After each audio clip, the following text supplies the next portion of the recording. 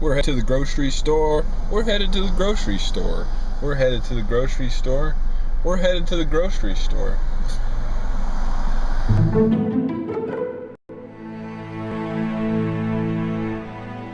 Carrots.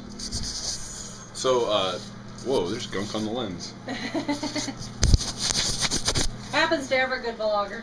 So, you guys, Rachie and I, what? At least it's not a Marley hair. Yeah. Marley. You guys know from CTFXC? Yeah. So thumbs up if you get that reference. So Rachie and I are we went to the grocery store last night. We spent like $300 on groceries for this entire month's worth. But it's all based on Pinterest stuff that Rachie found on the food areas of Pinterest.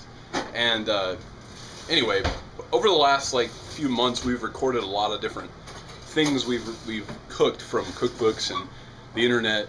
You know, Pinterest stumbled upon, and measuring cups apparently. And where are they? They're right here, right here. Lots of measuring cups. There's like 8 sets. And you know, I'll let those roll here for you. But right now, you know, we'll film a little bit of what we're doing here, and you'll see that interspersed with the other videos. Zucchini fritters. This is what they look like. They're mostly like pancakes. You know, after they're done, they kind of look like that. But they're like a healthy, semi-healthy. I mean, they're not like amazingly healthy because you have to pan fry them. But the way you do it is you take a bunch of zucchini, you mince it up in like a food processor. Like, I'm talking like 4 zucchini. So you have like 1.5 pounds of minced zucchini in a mixing bowl. And then you put 9 ounces of feta cheese in there. And crumble it all up and mix it all up. And then you add salt and pepper and dill and what else? A little bit of olive oil. Oh, flour, like a cup of flour, and 3 eggs beaten. And you put them in there together, and it makes it a nasty looking mess. It looks really gross at first. That's what it looks like. But you spoon them out with a ice cream scoop into a frying pan, and you get like these. And then when you fry them, it gets all weird looking like that, like a pancake. And you flip it down, and it looks like that on the other side. So, Rachie, do you like them? Yeah, I ate 2. You heard it from me. You heard it from her. She's a picky eater, and she ate 2 of them. And there's zucchini, dill, all kinds of weird stuff. So, check it out on foodgawker.com. Search for zucchini fritters. Tonight, I made something very German. Right here, we've got turkey dogs or turkey turkey bratwurst. Inside you have sauerkraut, brown mustard, and mozzarella cheese, and a pretzel bun. These are Kansas City dogs. They may not look like much, but they've got it where it counts. Oh, who got the reference? Whole chicken, roasted it, and it's right. The internal temperature is hanging right there at 164. It's perfect. Might be a little. And the crunchy skin. Just done. That's good though. That's the way you want the skin. Put butter on it, and that's the way it comes out. Nice. Like the way I learned how to make this thing, watching on YouTube Julia Child's roast chicken video. It's like 28 minutes long, but it's good. I'm experienced in cooking. I used to cook a lot. Like when I was in high school, the neighbor ladies kind of taught me how to cook. My mom didn't like to cook, so I volunteered to just cook meals every day, and that was fun. So then it kind of died off when I was in college because I didn't have any money, and you know, there's only so much you can do with the basic principles of, you know, $50 a week. Ketchup and ramen noodles. Yeah. Ooh, look, we almost witnessed an accident. That would have been a viral video. Anyway, we're gonna cook some stuff. Excited? Yep. I'm excited. You better be excited too. You better be. Yeah. You better be. So here we're making, what's this one called? That's St. Patrick's Day pork and kraut. So it's like sauerkraut and sausage, apples, garlic, Beer. So, what else are we making, Rachie? now we're working on teriyaki chicken. Teriyaki chicken. We got carrots and pineapple. You just go like this. After you microwave it, you just take it out. Right at the bottom, chop it off, like right there. You grab the top, you kind of squeeze it like a tube of toothpaste, and it comes right out. If you microwave it longer, it'll kind of slide right out even better. But yeah, this one's not coming out very easily. Fail. There. Now it's coming out. There it goes. So now all those like little silk hairs and stuff, they're gone. There's the entire corn. And then you just take all this, throw it in the trash.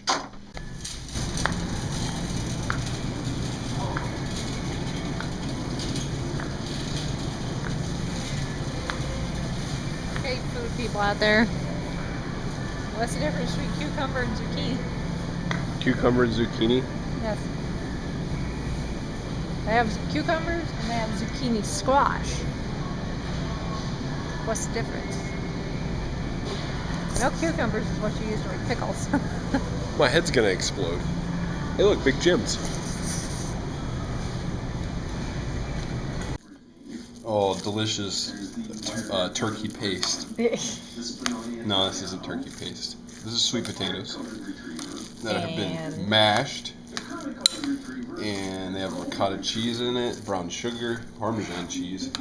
And I'm going to turn this into a dough and make ganache. I don't know how to pronounce it. Little pasta dumplings. Almost like dumplings. Yeah, like little dumplings. What's in the pan? This pan. That's the sauce. It's a Gouda cheese based off smoky sauce. Nice. Very good. What do you think, Piggy? Huh? What do you think? Say Happy Thanksgiving! It's like happy whatever, just give me food. Piggy, piggy, piggy, piggy. Hi, Piggy. Hi, Piggy, piggy. Hi, Piggy. Hi, Piggy. Say hi. I've just never made this dish before. I don't know how long it's going to take. So now, I take each dumpling, use the tines of the fork, make some sort of a design in it for texture and compression. Put them on a baking sheet. I bake them for about 10 minutes, and then I boil them. So, exciting stuff. Thanks to the power of the internet, we now figured out how to pronounce this thing. Thanks to my wife, the internet queen. Gnocchi. There you go. They're gnocchi. Gnocchi. Gnocchi. Check out my gnocchis. Warning, not for children.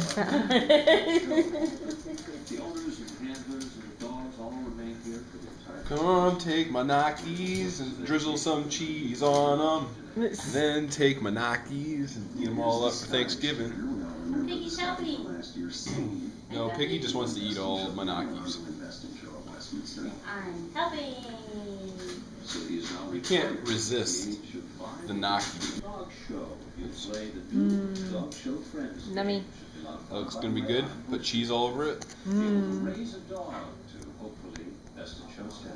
That's gonna be a good thing. Like Martha Stewart says, it's a good thing. If you've got like chicken frozen in the freezer and it's starting to go freezer burnt and it's just kind of like, you know, maybe I should throw it out or we better hurry up and make this, but I have no idea what to do with it. This is a good thing. We used to do this in Boy Scouts a lot. You just take the frozen chicken and put it on a piece of aluminum foil just big enough for itself. So you have individualized things of aluminum foil. Put a little olive oil in here, just a little bit of seasoning. All this is seasoning is Famous Dave's chicken seasoning. And then you just wrap it up, you know, by itself like a hot potato. Put it in the oven at 400 degrees, which is really hot for chicken. Make sure it's completely covered though, so it doesn't dry out. Completely closed, so at the top, all the moisture can come out of there, but it's still going to be closed on the bottom so it won't get burnt up. And you just do that to all of them, put them in the oven for, well, depending on how frozen they are. I have to check them every once in a while. Okay guys, so they're out of the oven now, and I'm going to do a temperature check. They're supposed to be 160. Some people say 150 is good, depending on how dry you like your chicken.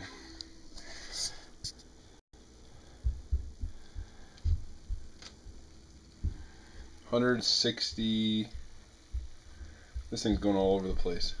145, 160, 185. So this thing, these are really well done. These are probably gonna be really dry. Hi, Rachie. Hi. I got a vintage Pyrex 1950s coffee making percolator made in the US of A. The history of Pyrex is interesting. It's a formula of glass that in America was invented, and it actually is extremely durable and extremely resistant to breaking when it comes to heat changes. And Pyrex eventually sold to China, and they kind of messed up the formula for modern Pyrex. But anywho, I'm making some coffee. I'm using a coffee grinder here. I haven't ground the coffee down yet. I'm using a breakfast blend from the Rainforest Alliance. Got this for Christmas. It's from Sam's. It smells really good though. It smells like Starbucks. Okay, now so this is the percolator vessel. This actually goes inside the percolator. This thing goes in the bottom of the percolator. So to open this up, Rachel's singing the YouTube song. It's time for the percolator. So I take that and I put this down in the bottom. All that does is acts as like just a spacer for the vessel there. Now we take the fresh ground coffee beans, put it in the top of this percolator vessel. I don't know if it'll like go through the holes, I'm not sure. Looks like it is a little bit.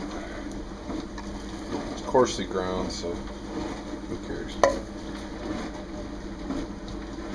The manual actually said to use like a very coarse ground, so I have to clean that out. You want to get this stuff flat inside here because it'll pretty much just sit like it is. It won't really get stirred up.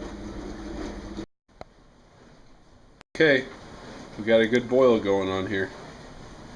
Rolling boil. Time for me to put the vessel in. You film me? Okay, here it goes. This part is difficult because it's hard to like hold on to both. I don't want to drop it. This part's like not really easy to hold on to. Oh shoot. There it goes. Careful.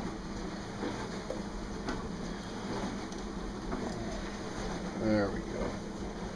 Now, put the percolator top on, press it down, fully on here, and then twisting, and we should be good. Now the water should pop up and bubble, like hit the top of here. Mm-hmm. Then I think. Where does the coffee go? The water hits the top of here, and then it goes through, and it drips down on top of the coffee grains. And then it actually drips back down in the pot. Yeah. So you look up top here. That boiling water will be replaced for coffee. Right. So you look at the top here, starting to bubble a little bit. You notice that? Yeah. Turn up the heat a little bit. There we go. Here, You set a timer? Yeah. Set time for 7 minutes. Starting now. Now I just watch water boil. Yeah. 2, 1. Move the coffee from off the heat. Let it sit for a little bit. Stop boiling. Glass is an insulator, so it'll hold a lot of heat. This is really where it finishes the brewing process. Let that last bit of water drip down through the coffee. It's still percolating. It's really not that dark, but to be honest, I mean, some of the best coffee is really light. We're trying to change up our way of cooking because a lot of times we buy stuff that's like pre-made. Frozen pre-made stuff. Frozen pre-made stuff. Yeah, and you're paying, when you do that, you're paying a lot for the packaging, and that premium is It adds up. It's not that much at first. It's one item. We bought ingredients instead, and you know, we've got the crock pot going for what we're gonna eat later, but we were able to make twice as much, so there's a bag of it already in the freezer, freezing as we speak. So we'll be able to make that. That's the same thing as it's the same thing as that. Crock pot, right. And then the teriyaki chicken, there's going to be 2 bags worth of it that'll just go in the freezer. Right, and then there's like, what, like 4 or 5 other things you've right. kind of outlined and we bought ingredients for. Right, that can be frozen. So, right. you know, we'll have that tonight, and we'll probably have another one tomorrow. And then another one after that. Another bag of stuff. Yeah. For they're all pretty much crock pot things, though, right? Right. Which is not really appropriate considering we're at an Italian restaurant. Yeah, that's true. So we're eating at Brosini's Pizzeria, and we're just got this appetizer called Knuckles. What are they, Rach? They're kind of like breadsticks. It's like rolled up dough with Cheese in them. cheese inside and like Parmesan Butter sauce. Parmesan cheese and garlic butter sauce, and man, it looks like a heart attack waiting to happen, but it looks really good. And the vampires won't be bothering us. Yep. Mom, it's videotaping. Rachel has tortellini with Alfredo sauce. And I have baked ziti with meat sauce and a big giant breadstick. Between the knuckles and this, I am going to be vampire proof for the next week. Yes. Thanks for watching, by the way.